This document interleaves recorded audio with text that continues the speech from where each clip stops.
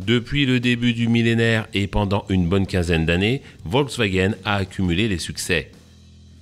Premier groupe par le nombre de véhicules vendus en Europe, ainsi qu'au niveau mondial, chiffre d'affaires record, rentabilité exceptionnelle, rien ne semblait pouvoir arrêter le rouleau compresseur allemand. Fondée par Ferdinand Porsche dans les années 1930, l'entreprise était donc devenue depuis le symbole de l'Allemagne et de son industrie toute puissante. Mais aujourd'hui, et pour la première fois de sa longue histoire, le géant lutte littéralement pour sa survie. C'est que, depuis plusieurs mois maintenant, les revenus de l'entreprise sont en chute libre. Supplanté par son rival Toyota sur le terrain des chiffres de vente au niveau mondial depuis 2020, le groupe fait aujourd'hui face à une fuite massive de ses clients d'hier. En 2023, dépassé par un acteur local, en l'occurrence BYD, Volkswagen perdait également sa couronne sur un de ses marchés principaux, la Chine. À tel point que le directoire du géant allemand annonçait il y a quelques semaines, pour la première fois de son histoire, la fermeture d'au moins 3 usines rien qu'en Allemagne. S'y ajouteront un plan de réduction globale des salaires pour les employés restants et leur gel pour 2 ans. Un plan de transfert en zone low cost de nombre d'activités actuellement basées en Allemagne est également prévu. Ces diverses annonces ont eu l'effet prévisible suivant: l'effondrement de l'action Volkswagen Group. Songez qu'en moins de 3 mois, le cours de celle-ci s'est réduit d'un tiers. Les causes de ce désastre sont nombreuses. Nous allons les analyser. Mais avant, laissez-nous vous expliquer en quoi cette situation peut vous affecter. Nombre de petits porteurs, détenant des titres Volkswagen dans leur portefeuille, ont vu fondre leurs investissements comme neige au soleil en quelques jours, quand ils n'ont pas tout simplement perdu leur mise. Si vous cherchez un moyen de sauvegarder vos économies en investissant de manière intelligente sur des marchés bien plus porteurs que les valeurs liées à l'automobile, nous avons une solution pour vous. Il s'agit de eToro. eToro est une plateforme de trading qui vous permet d'accéder à une grande variété de marchés financiers avec des outils de pointe pour vous aider à prendre les meilleures décisions. L'une des forces d'eToro, c'est sa simplicité d'utilisation combinée à une technologie de haut niveau. Si vous souhaitez comprendre les mécanismes financiers, la plateforme propose des outils d'analyse, des graphiques en temps réel et des fonctionnalités comme le copy trading qui vous permettent de suivre les stratégies d'investisseurs expérimentés. Imaginez pouvoir vous inspirer des méthodes et des choix des meilleurs investisseurs en termes de diversification de leur portefeuille à la manière d'un ingénieur développement s'appuyant sur une démarche benchmarking pour concevoir la meilleure des automobiles. Avec eToro, vous avez accès à des secteurs diversifiés. Actions, crypto-monnaies, matières premières, le tout en une seule plateforme. Si vous le souhaitez, il vous est évidemment possible d'acheter des actions d'entreprises œuvrant dans le domaine de l'automobile, telles que Volkswagen. Pour rejoindre eToro et en savoir plus sur leurs services, cliquez sur le lien dans la description.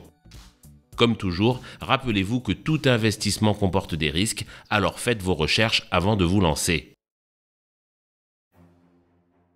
18e siècle. Lorsque le Royaume-Uni lance sa première révolution industrielle, le but est le suivant: permettre l'accélération de la création de richesses à des niveaux inconnus jusqu'alors. Cette stratégie va fonctionner au-delà des attentes, tous les pays s'étant successivement inspirés de l'archipel britannique en développant leurs industries à grande échelle, voyant également exploser leur niveau de richesse. Si, au fil des ans, tant les moyens que les méthodes propres au monde industriel ont fortement évolué, une constante demeure. L'industrie, tout comme l'artisanat avant elle, mais dans des proportions totalement incomparables, reste un processus de transformation des ressources naturelles grâce à de l'énergie, elle aussi puisée dans la nature. États-Unis, 1913. Lorsque Henry Ford met en pratique les théories de Frederick Winslow Taylor dans ses usines flambant neuves, l'objectif est simple: faire baisser les coûts de revient des véhicules, ce qui doit permettre de réduire leur prix de vente. L'augmentation exponentielle des volumes de production et du nombre de véhicules vendus permettra de compenser la réduction des marges unitaires. Ce modèle fonctionnera au-delà des espérances, l'entrepreneur bâtissant en quelques années une véritable fortune. Tous les pays européens occidentaux, France, Royaume-Uni, Italie, mais aussi et surtout Allemagne, déploieront à grande échelle tous les principes du Fordisme dans leurs industries durant les décennies qui suivront. Parmi celles-ci, l'industrie automobile sera celle qui sera, et de loin, le fer de lance de la création de richesses pour ces pays durant toute la moitié du XXe siècle. Se créeront alors des géants industriels de taille jusqu'alors inconnue en Europe. Fiat en Italie, Renault en France, British Leyland pour le Royaume-Uni et Volkswagen en Allemagne. Seulement voilà, rappelez-vous, l'industrie n'est rien d'autre qu'un processus de transformation des ressources naturelles grâce à de l'énergie. Il est donc aisé de comprendre que la condition sine qua non pour que les géants industriels précités et les immenses richesses créées par leur entremise perdurent est que ceux-ci puissent avoir accès aux différentes matières premières et sources d'énergie nécessaires pour la fabrication des produits qu'ils commercialisent à des tarifs serrés et en quantité infinie. Pour s'assurer de fortes richesses, conséquence d'une industrie puissante, un pays se doit donc de mettre en œuvre des politiques d'accès pour ses industriels à de fortes quantités d'énergie aux tarifs les plus bas possibles. Problème. Un simple coup d'œil sur les cartes répertoriant les sources de celles-ci suffit à établir le constat suivant. À l'échelle planétaire, l'Europe de l'Ouest est la région la moins bien pourvue et de loin en termes de ressources énergétiques et minières. Dans le but de faire tourner à plein les unités de production industrielles, un type d'énergie en particulier occupe une place de choix, le nucléaire. La raison ? Il s'agit de l'industrie la plus concentrée. Autrement dit, le système permettant d'obtenir le plus d'énergie par rapport au volume de matières premières utilisées. En l'occurrence, de l'uranium ou du plutonium. L'Allemagne, l'ayant compris, avait donc sécurisé à la fin du XXe siècle ce mode de production énergétique. Et avait donc lancé et achevé un intense programme de construction de centrales nucléaires sur son sol. Sauf que, depuis quelques années, l'Allemagne a assisté à la montée en puissance de nombre de groupes écologistes en son sein.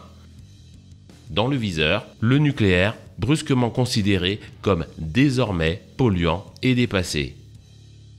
Le plan ? Remplacer au plus vite les centrales nucléaires par des sources d'énergie dites renouvelables, voire non polluantes. En tête, le solaire et l'éolien. Cédant à la pression populaire, la chancelière de l'époque, Angela Merkel, annonçait en 2011 la sortie complète du pays du nucléaire à l'horizon 2022. Seulement voilà. Qu'il s'agisse du solaire ou de l'éolien, ces sources d'énergie, certes séduisantes sur le papier, partagent les mêmes limites. Tout d'abord, des capacités de production par rapport à la surface occupée totalement ridicules. Mais aussi des problèmes d'intermittence les rendant incapables de produire de manière continue, lissée et fiable, condition indispensable pour alimenter les industries.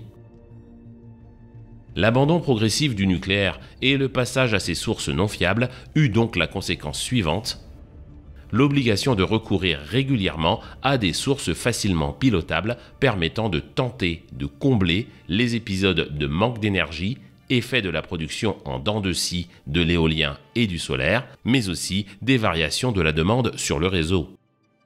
Et parmi elles, une vieille connaissance a subitement repris des couleurs.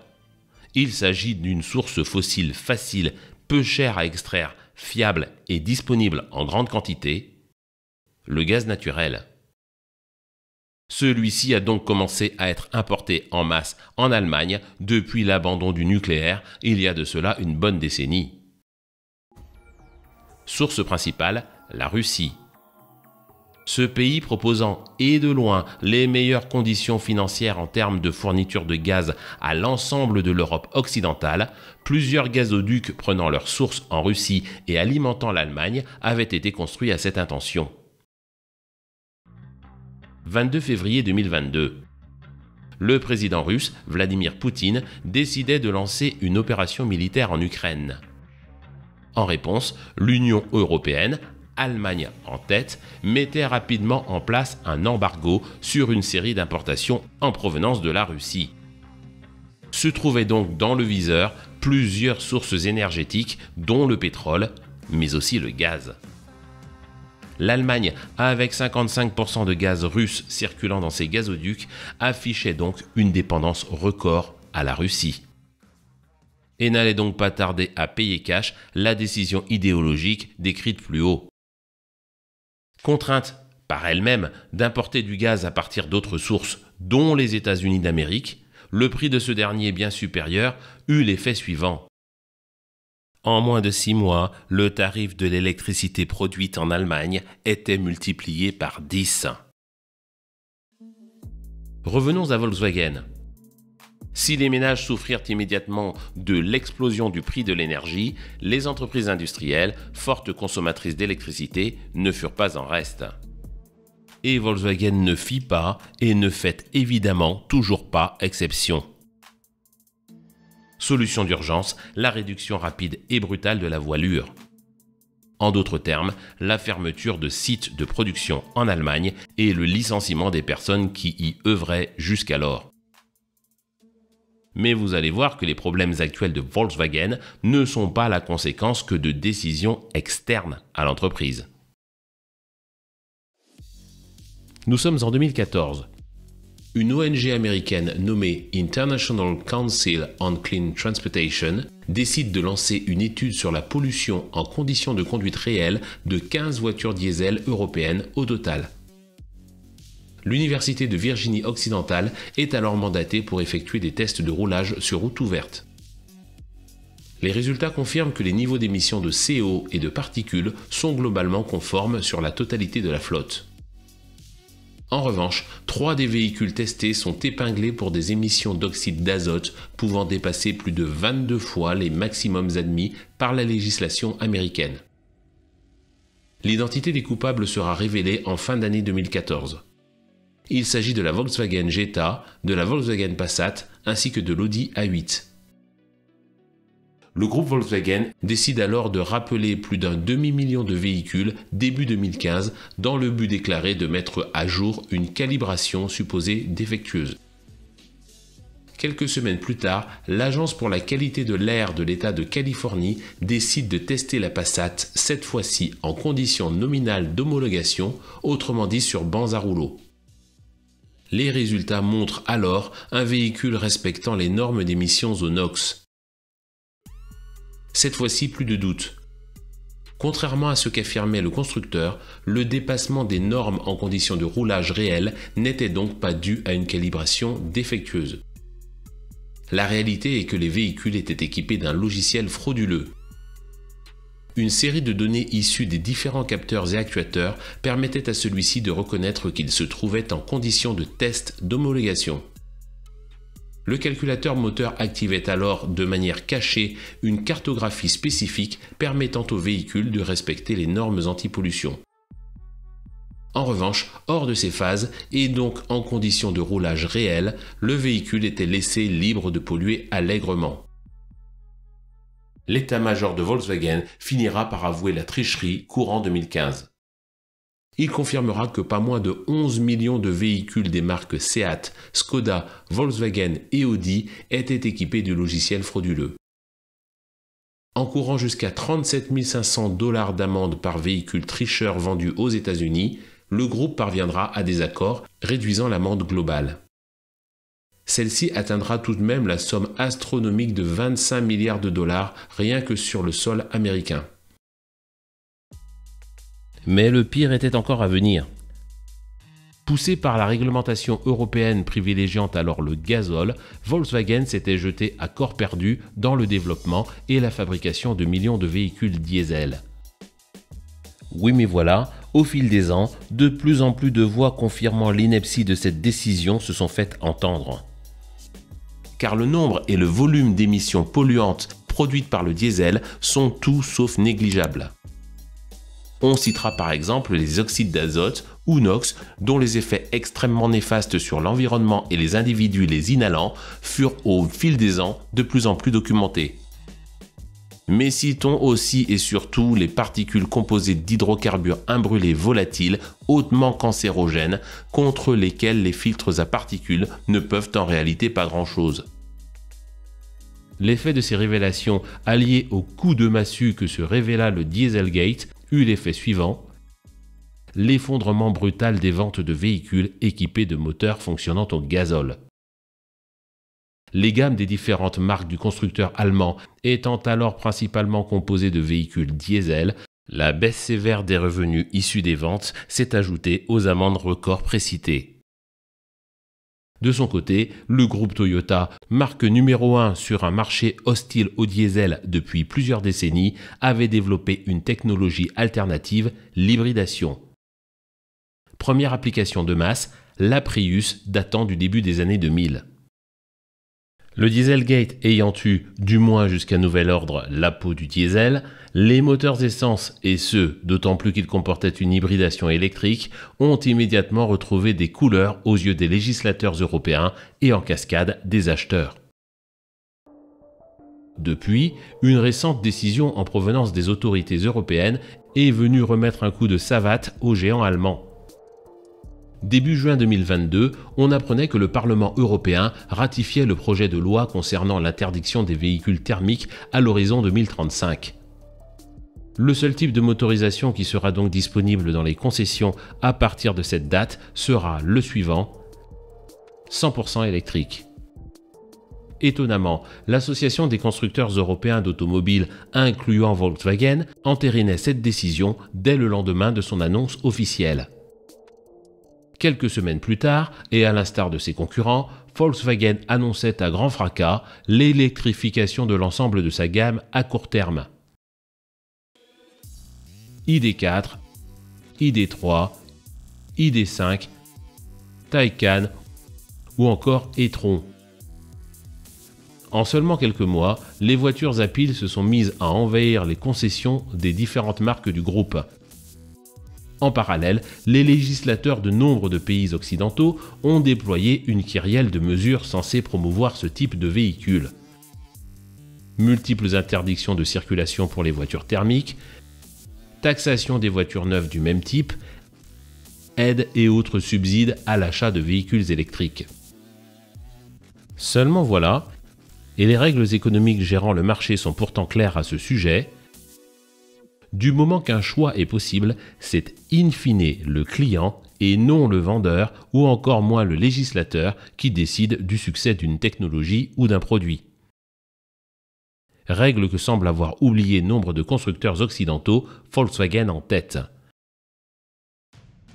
Car dès lors que disparaissent les aides à l'achat des voitures électriques, et ce quel que soit l'endroit, le client se jette sur les moteurs essence, voire même diesel. Et cette situation n'est pas près de s'arranger, l'état des finances publiques de la majorité des pays de la planète, occidentaux en tête, précipitant chaque mois la fin de nombre d'aides publiques à l'achat de véhicules électriques. Entre une gamme errant entre les autrefois fameux mais vieillissants et désormais ONI TDI, une offre hybride assez disparate et un déploiement de l'offre électrique plus que hasardeux, il n'est pas difficile de comprendre que Volkswagen continue de perdre des plumes. Et ce d'autant plus que la concurrence est loin de se reposer sur ses lauriers. Tesla bien sûr, mais aussi et surtout les constructeurs chinois. Chine justement, pays où le constructeur Volkswagen, pionnier parmi les occidentaux, avait investi depuis les années 1980.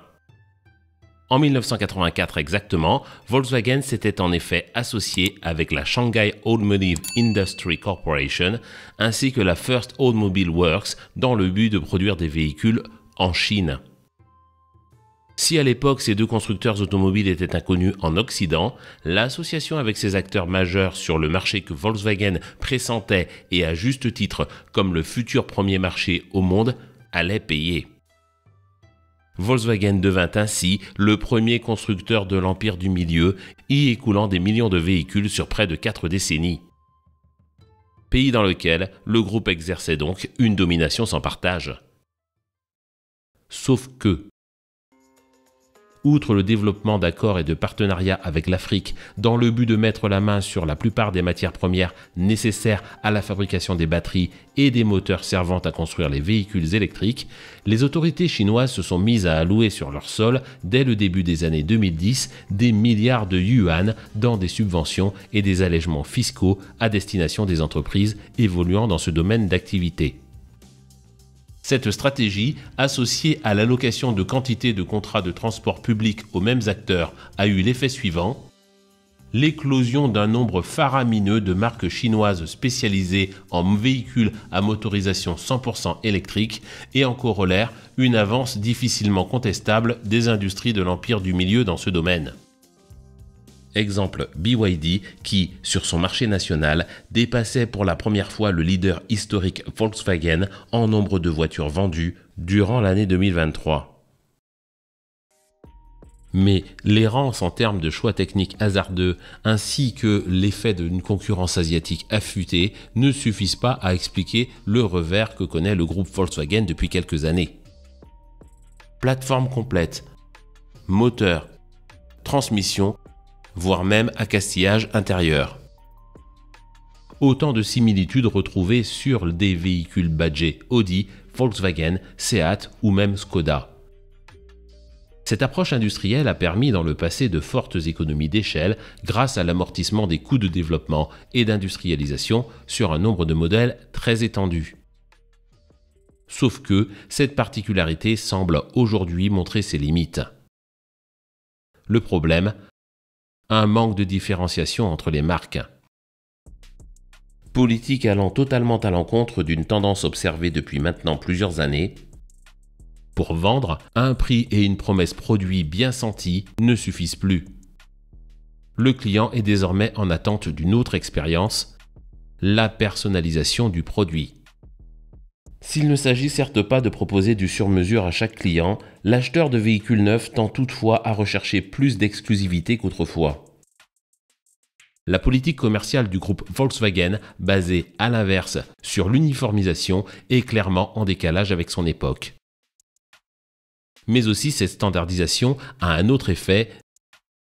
Réutiliser à grande échelle les mêmes plateformes, voire les mêmes composants, réduit la possibilité pour les concepteurs d'implémenter des innovations techniques spécifiques à chaque marque, voire pour chaque modèle. Et réduit donc l'attractivité de ceux-ci pour le client. Enfin, l'utilisation généralisée de composants partagés a l'effet suivant. Dès lors qu'un composant quelconque montre des soucis de fiabilité, le problème s'étend généralement non pas seulement à un seul modèle, ni même une seule marque, mais à nombre de véhicules badgés des divers emblèmes du groupe. Parlons fiabilité justement. Golf 1, Golf 2, Golf 3, Golf 4. Parmi leurs nombreuses qualités, les dizaines de millions de possesseurs de Golf des 4 premières générations se sont accordés pendant près de 3 décennies à saluer leur robustesse. Depuis quelques années, la donne a cependant changé. À la course effrénée aux nouveaux équipements s'ajoute désormais la réduction incessante des prix d'achat des pièces et sous-systèmes. La conséquence, un niveau global en termes de fiabilité des produits se dégradant millésime après millésime. Et la Golf n'est pas le seul véhicule concerné par cette baisse de qualité. Témoin le dernier classement fiabilité des marques compilé par le média britannique What Car. Sur 32 constructeurs listés, la marque du groupe Volkswagen proposant les produits les moins fragiles se classe à une peu glorieuse 16e place. Comble de la honte, il s'agit de celle proposant les produits d'entrée de gamme Skoda. Seat, pas plus premium, se classe 2 marches en dessous. Mais pire, la marque emblématique, porteuse du nom du groupe, ne fait pas mieux que 22e sur 32. Mais surtout, le porte-drapeau qu'est Audi se vautre dans les tréfonds du classement, pointant à une catastrophique 26e place. Quant au petit nouveau Cupra, il prend tout simplement le bonnet d'âne de l'ensemble du classement. Merci à eToro d'avoir sponsorisé cette vidéo.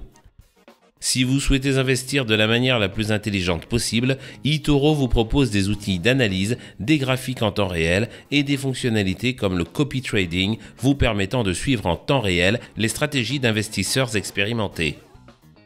Pour rejoindre eToro et en savoir plus sur leurs services, cliquez sur le lien dans la description. Comme toujours, rappelez-vous que tout investissement comporte des risques, alors faites vos recherches avant de vous lancer.